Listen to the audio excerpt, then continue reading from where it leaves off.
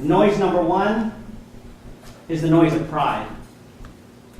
Many years ago, I came home from work, and I was tired, just wanted to rest.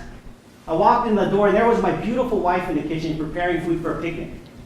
And I waved hello, I went to my chair, and I was just about to recline when I heard the sweet sound of my wife ask, "Honey, can you do the dishes?" And I was thinking, now I have no problem helping around the house, but there's two reasons why I didn't want to do the dishes.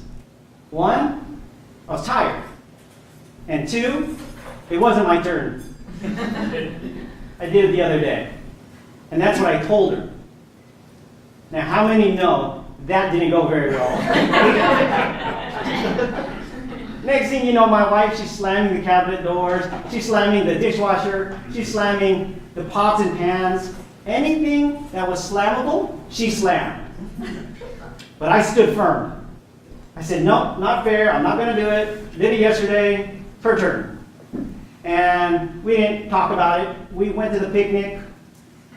When we got home later that day, I again walked in the door and I saw those dishes. I shook my head. I said, nope, not my turn. And I went to sleep so we didn't have to have that conversation. And when I woke up the next morning, I was laying there in bed and I was scheming. How could I avoid these dishes? I was thinking, maybe I can leave for work early.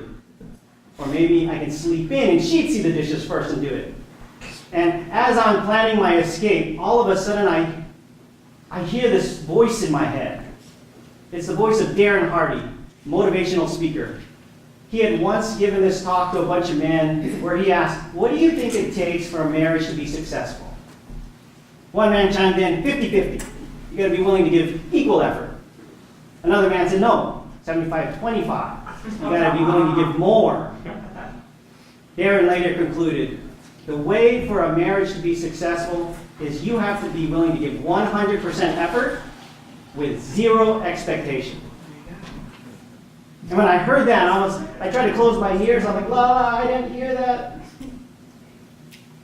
But the voice resonated in my heart, and I realized what I had to do. So I went downstairs and I did the dishes. And I did it with a smile. Now I have to admit, it wasn't a real smile at first. It was one of those fake it till you make it smiles.